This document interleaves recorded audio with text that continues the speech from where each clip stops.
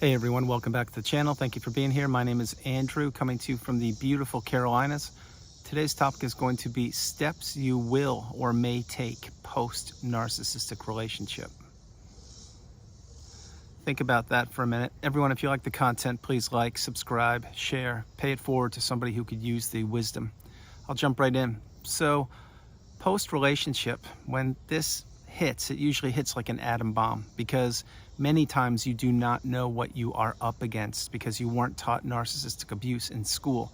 So that is the first thing that many people experience. They're like, what happened? That relationship, I was married to an individual for years or decades, and abruptly they just shifted, they changed, and perhaps they disappeared, or claim that they want to find themselves, or they need time, or they're just, you two aren't compatible, etc. The list of reasons and or excuses for the narcissist to end the relationship is limitless. It is a long list. And remember, with the narcissist, whenever they are speaking, you have to take their words with a grain of salt, because many times you have to read between the lines. What that means is their correspondence virtually throughout the relationship, but specifically post-relationship. Let's say if they discarded you recently, and if they did, my heart goes out to you. They will have cryptic messages that only you can decipher. They're meant just for you. So for an average human being to, let's say, read an email or a text from the narcissist, this is post-narcissistic relationship. They may read it and it seems like everything's fine. There's no big thing here. But for you, you can read between the lines. You can read the nuances.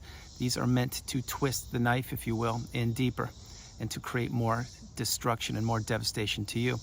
So some of the things you will and or may experience, first of all, you're going to have to understand what narcissism is and how it has affected you for a period of time.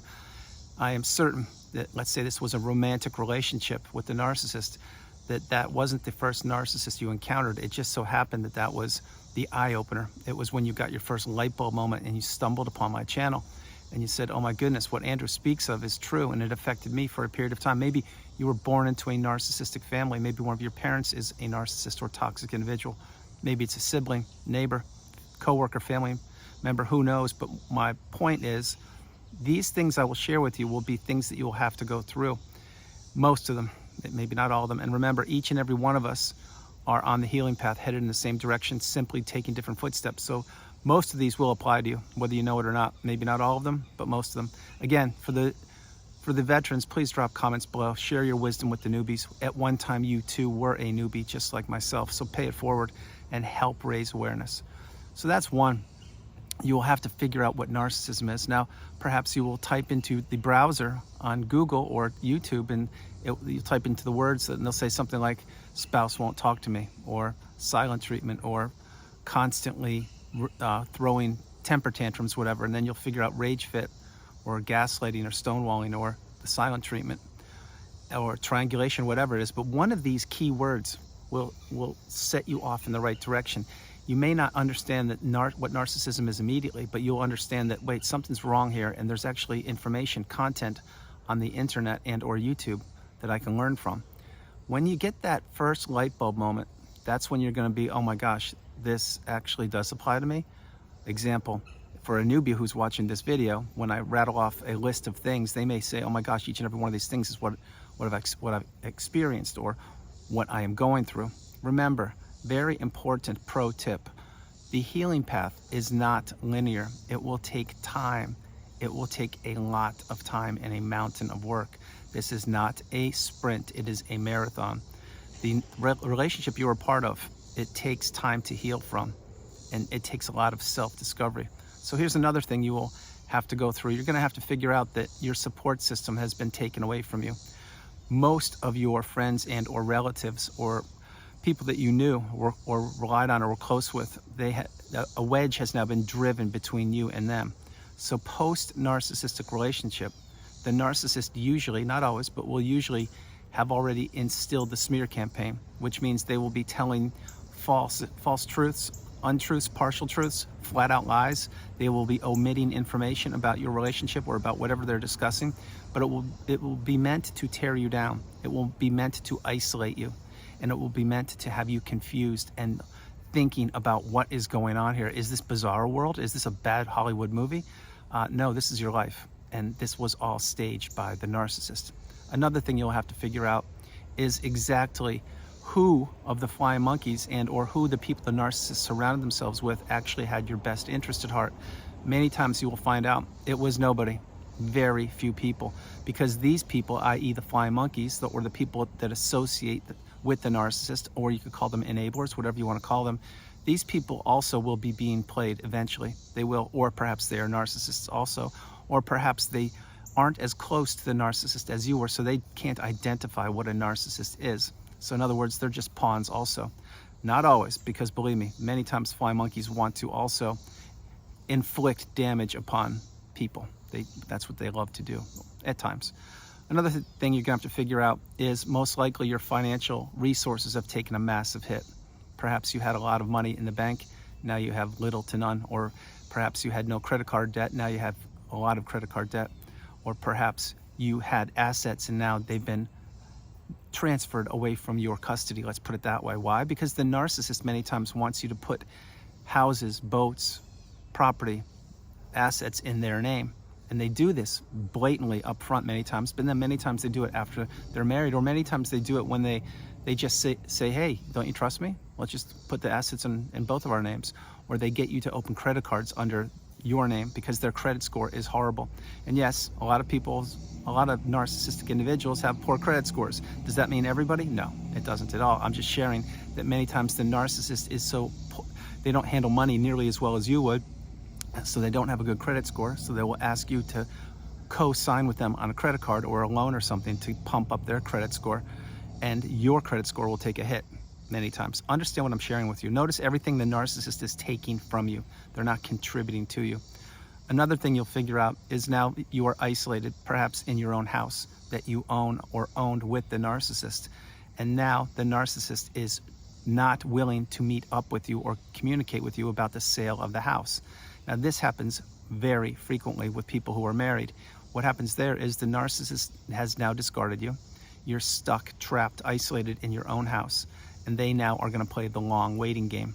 What is this for? I will tell you what it's for.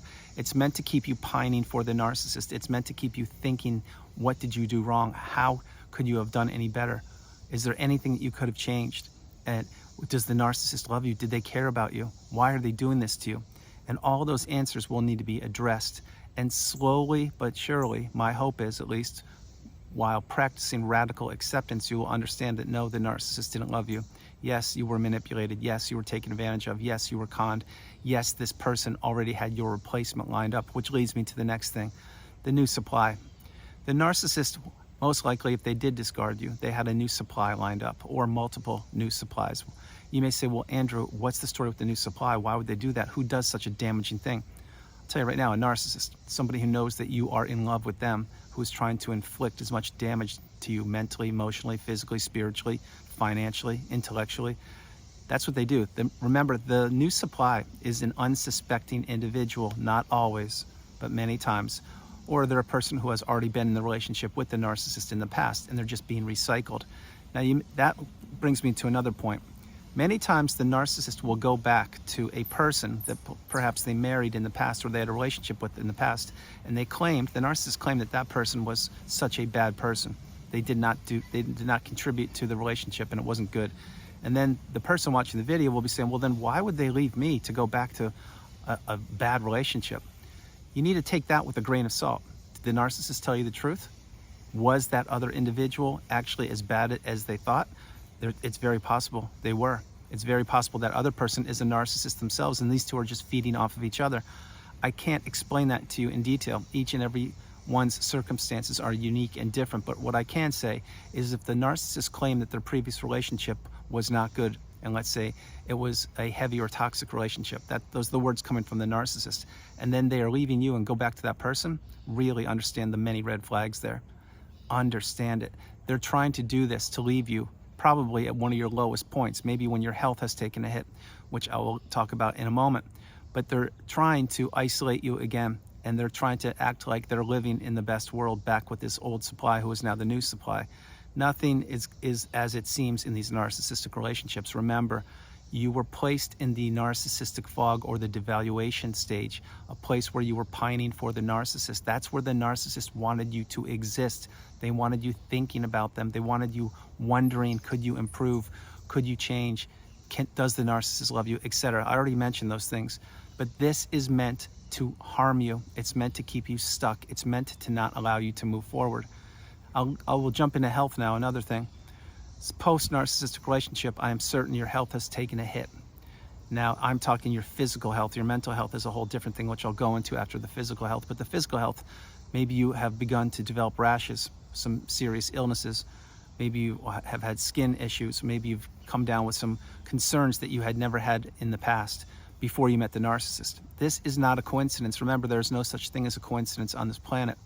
That is the toxic negative energy of you existing under the same roof as the narcissist or in their proximity, of them berating you, gaslighting you, stonewalling you, giving you the silent treatment, ghosting you, disappearing on you, throwing rage fits on you, blame shifting you, doing all the toxic things that they do.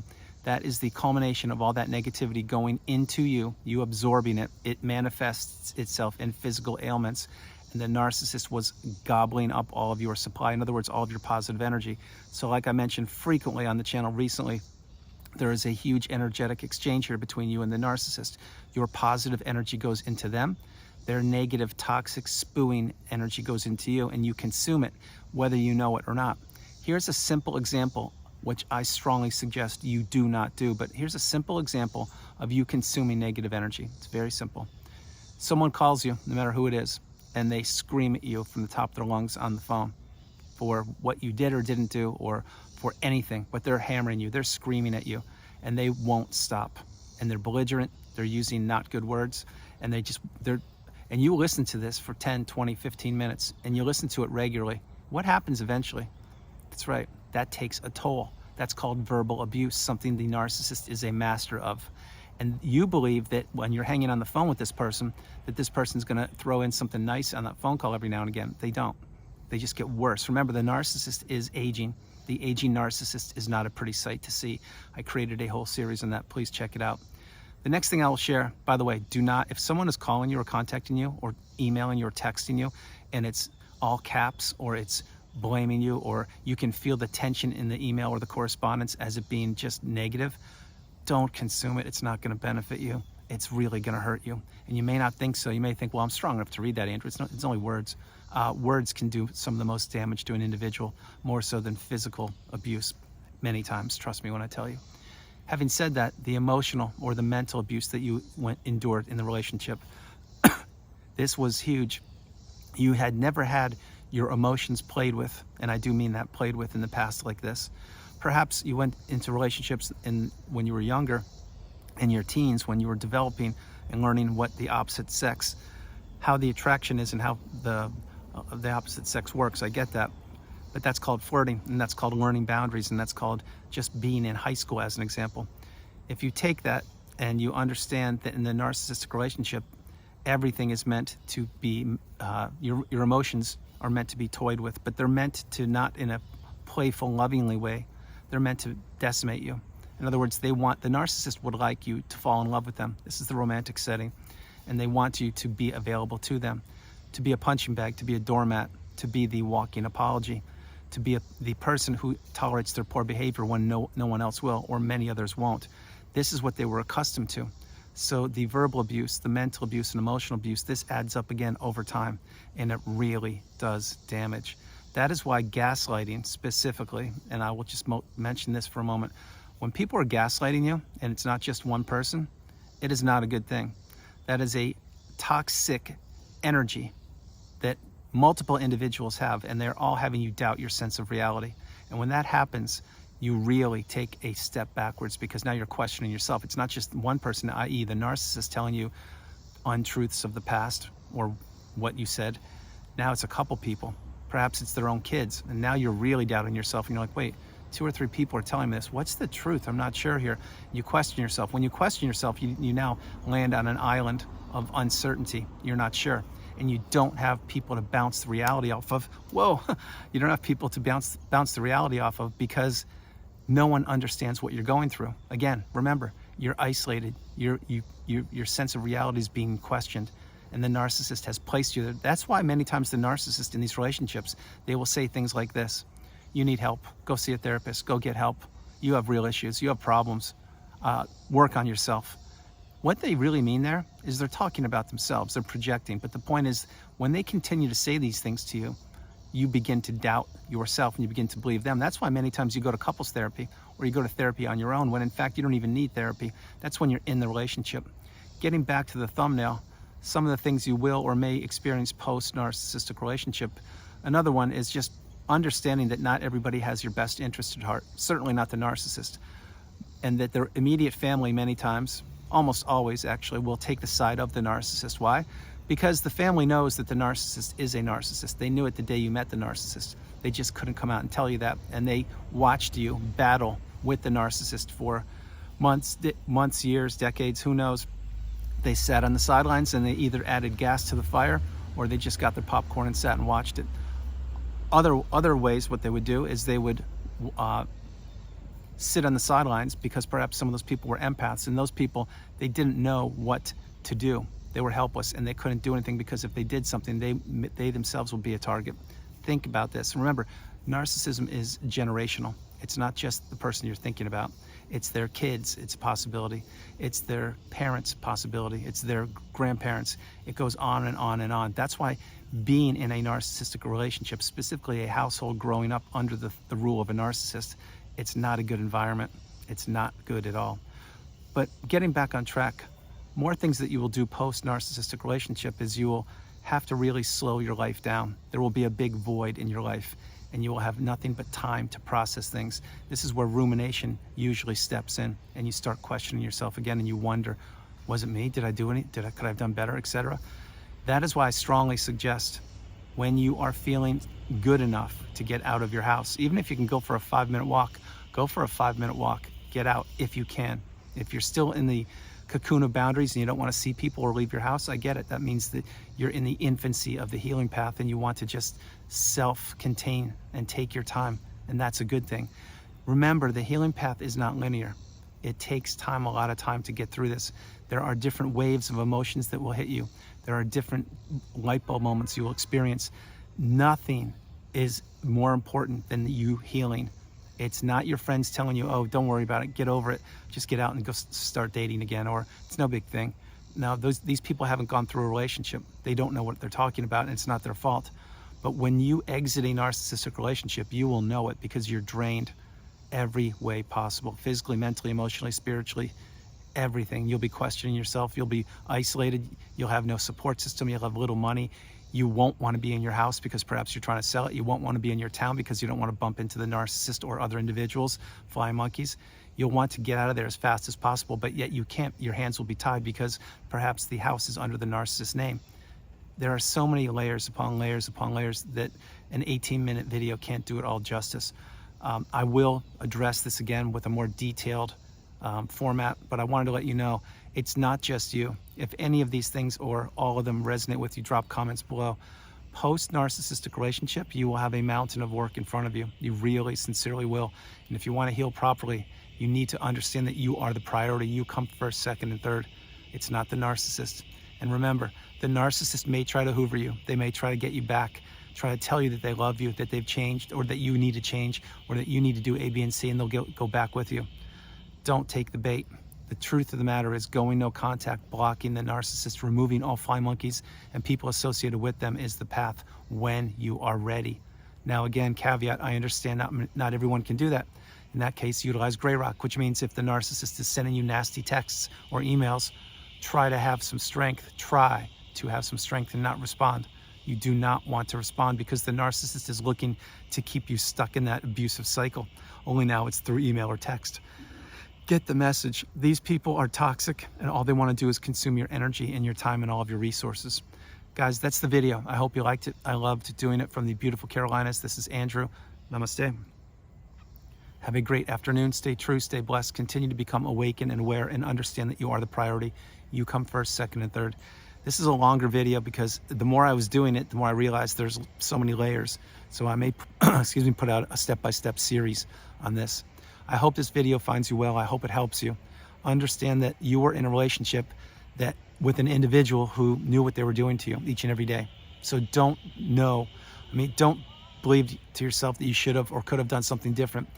You were going to enter this relationship one way or the other, and the relationship you are now thinking about, this person knew exactly who you were. They saw your abundance, your bright shining light, and they tried to steal it for a period of time, and they succeeded.